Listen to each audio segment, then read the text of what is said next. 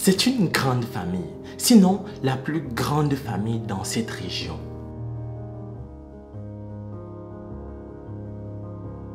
Ce vieil homme et cette vieille femme ont 18 enfants, 9 belles-filles, 26 petits-enfants et 7 arrière-petits-enfants.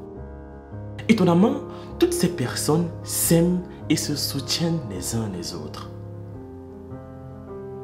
Comme ils sont parentés, la plupart d'entre eux vivent près d'ici, mais à part quelques-uns qui sont allés dans différentes villes dans la quête d'un pain quotidien. Autant qu'ils soient, ils sont un exemple dans cette région et vivent sans querelle ni dispute, car ils partagent un lien fort d'amour et très unique. Lorsque les gens tombent amoureux, ils ont tous un seul objectif, passer le reste de leur vie avec leur partenaire. Mais pour certaines personnes, ils tombent amoureux pour quelques années et à la moindre mésentente, ils se séparent.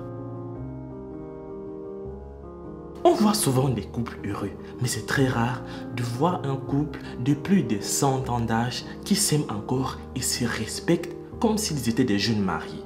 Ceux-ci forment l'un de nos rares couples qui s'est également engagé à s'aimer jusqu'au jour où la mort les séparera, et voici leur histoire. Mais avant de poursuivre les amis, je vous présente la question du jour.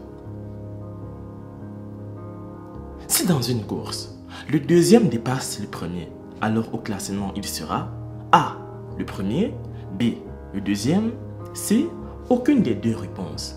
J'attends vos propositions dans les commentaires et la réponse exacte vous sera donnée à la fin de la vidéo. Voici l'un des couples les plus anciens que vous verrez de nos jours. L'homme a plus de 102 ans, la femme a 97 ans et ils ont été ensemble à travers vents et marées. Fait intéressant, ils s'aiment toujours, malgré leur vieillesse. Ils ont de nombreux enfants, petits-enfants et arrière-petits-enfants. Frank, le grand-père, est né en 1919, un an après la Première Guerre mondiale. Et il se dit très heureux d'être encore en vie, fier d'avoir une aussi grande famille. Et chaque fois qu'il l'entoure, il se sent béni d'avoir fondé une si grande famille. L'homme dit qu'ils sont encore forts car ils ont eu une bonne hygiène de vie. Il dit que dans son enfance, les gens se nourrissaient de repas sains, les rendant plus forts et les protégeant des maladies, contrairement à la nourriture d'aujourd'hui fabriquée à partir d'industries et qui provoque beaucoup de maladies et de malformations corporelles. Il dit qu'il est tombé amoureux de sa femme il y a longtemps quand il était encore jeune. Il n'avait que 20 ans, dit-il à l'époque. Les filles ne couraient pas après les propriétés de quelqu'un comme aujourd'hui, où la plupart d'entre elles sont matérialistes. Elles ne se souciaient pas de savoir si vous possédez un véhicule ou si vous allez lui acheter de la nourriture, puisque la plupart des gens n'avaient pas de voiture. Et trouver un gars de 20 ans avec une voiture à l'époque était impossible. La grand-mère ajoute que les filles de l'époque avaient de l'amour, pas comme ce qu'elles voient aujourd'hui. Ils disent qu'ils ont pitié de nous parce qu'ils sont nés dans une génération où tout était réel.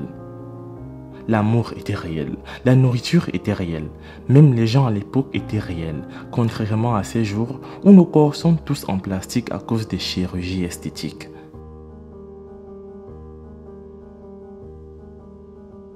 La grand-mère dit qu'à cette époque, la plupart des gens étaient gentils et très humains. La plupart des gens étaient passionnés et on ne pouvait pas mourir de faim, là où aujourd'hui, les gens se sentent moins concernés ou pas concernés par la souffrance des autres. Ils se sont rencontrés, puis sont tombés amoureux, ensuite se sont mariés et ont commencé leur vie. Ensemble, ils ont formé une famille de 18 enfants qui ont grandi et ont continué d'avoir de plus en plus d'enfants jusqu'à ce qu'ils se sont retrouvés avec une si grande famille. Maintenant, si vous les comptez tous, ceux qui sont ici et ceux qui ne sont pas là, ils sont 68. Ils sont tous heureux et ont de la chance d'avoir tous ces fils, filles, petits-enfants et arrière-petits-enfants. Ce qui rend ce couple très unique, ce vieil homme et cette vieille femme, c'est qu'ils n'ont jamais eu la moindre querelle de leur vie. C'est tellement intéressant et bien qu'ils soient vieux, ils s'aiment et se respectent toujours. Le grand-père plaisante en disant que pendant sa jeunesse, c'était un très beau mec, que les filles l'aimaient et l'admiraient tellement. Il dit que pour que cette femme l'ait pour mari, elle a prié Dieu de lui donner ce mari et elle a eu de la chance que son rêve soit devenu réalité. Avec beaucoup d'enfants et de petits-enfants, on ne s'ennuie jamais ici. Personne ne peut se sentir seul parce que ce sont des gens qui sont toujours joyeux.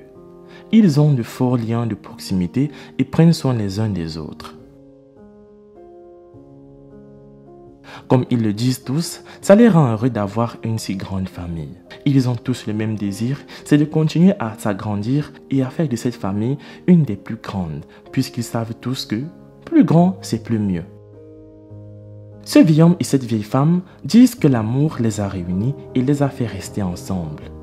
Ils croient en l'amour, s'occupent l'un de l'autre et se soutiennent mutuellement. Ils conseillent aux jeunes de s'aimer et de se supporter les uns les autres comme ils l'ont fait.